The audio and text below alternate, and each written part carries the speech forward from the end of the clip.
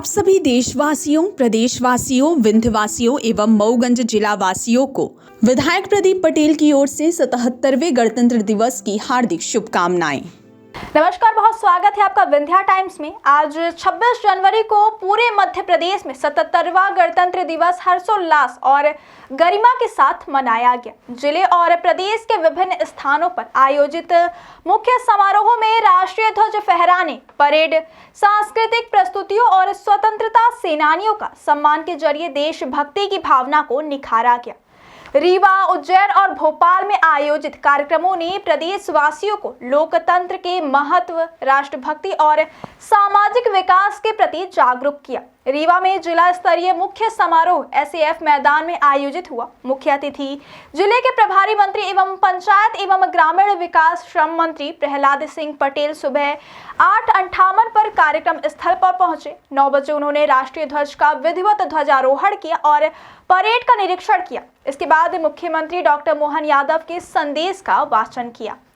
अपने संबोधन में प्रभारी मंत्री ने कहा कि भारत विश्व पटल पर तेजी से उभर रहा है और प्रधानमंत्री की योजनाओं के माध्यम से युवा, किसान और नारी सशक्तिकरण पर विशेष ध्यान दिया जा रहा है।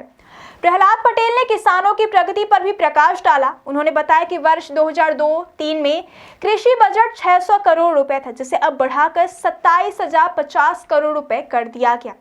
इसके साथ ही प्रदेश दुग्ध उत्पादन के केंद्र के रूप में उभर रहा है। उन्होंने कहा कि उद्योग और हवाई कनेक्टिविटी से रोजगार के नए अवसर सृजित होंगे। रीवा से दिल्ली और इंदौर के लिए शुरू हुई हवाई उड़ानें इसी दिशा में एक महत्वपूर्ण कदम है। समारोह में आकर्षक परेड और मार्च पास्ट का आयोजन हुआ, जिसने सभी दर्शकों का मन मोह लिया। मुख्य अतिथि ने रंगीन गुब्बारे आकाश में छोड़े और परेड कमांडरों से परिचय प्राप्त किया। इसके बाद स्वतंत्रता संग्राम सेनानियों, शहीदों के परिजनों और लोकतंत्र के प्रहरियों का सम्मान किया।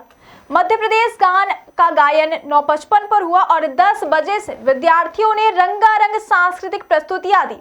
विभिन्न विभागों की झांकियों ने प्रदेश की विकास यात्रा और जन कल्याणकारी योजनाओं की झलक प्रस्तुत की। इसके बाद उत्कृष्ट कार्य करने वाले अधिकारियों और कर्मचारियों को पुरस्कार और प्रशस्ति पत्र प्रदान किए गए। कार्यक्रम का समापन 11 बजे हुआ और मुख्य अतिथि विशेष मध्याह्न भोजन कार्यक्रम में शामिल हुए।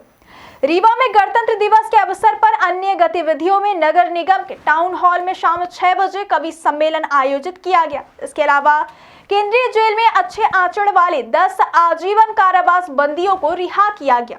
जिले के सभी शासकीय, शैक्षणिक और सार्वजनिक स्थलों पर ध्वजारोहण, सांस्कृतिक कार्यक्रम और राष्ट्रभक्ति से ओतप्रोत गतिविधियों का आयोजन किया गया। उज्जैन में भी गणतंत्र दिवस पर नया इतिहास रच गया। कार्तिक मेला ग्राउंड पर मुख्यमंत्री ने राष्ट्रीय ध्वज फहराया और परेड की सलामी ली। इस अवसर पर उन्होंने आम जनता को गणतंत्र दिवस की शुभकामनाएं दी और कई घोषणाएं भी की। मुख्यमंत्री ने बताया कि इंदौर, उज्जैन और भोपाल के आसपास के क्षेत्रों को जोड़कर मेट्रोपॉलिटन सिटी विकसित की जा रही है। उज्जैन और शिवपुरी में नए एयरपोर्ट बनाए जाएंगे और उज्जैन में इस साल 3 नए आयुर्वेदिक कॉलेज स्थापित किए जाएंगे।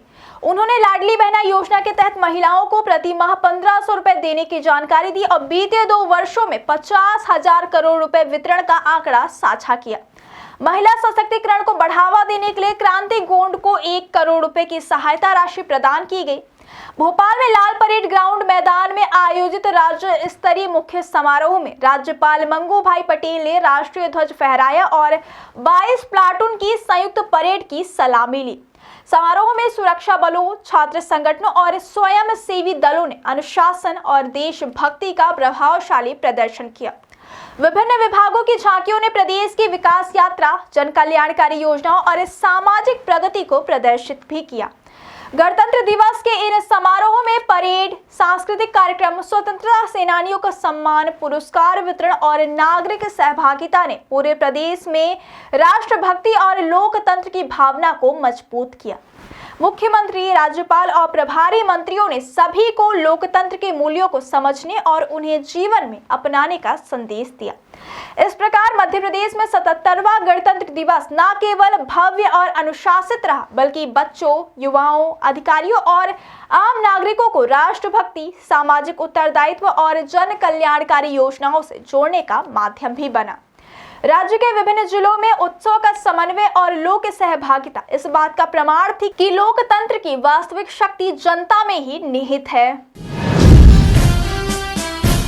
आप सभी देशवासियों, प्रदेशवासियों, विंध्यवासियों एवं रीवा जिला वासियों को बीजेपी नेता सिमरिया विधानसभा संजय द्विवेदी की ओर से 77वें गणतंत्र दिवस की हार्दिक शुभकामनाएं।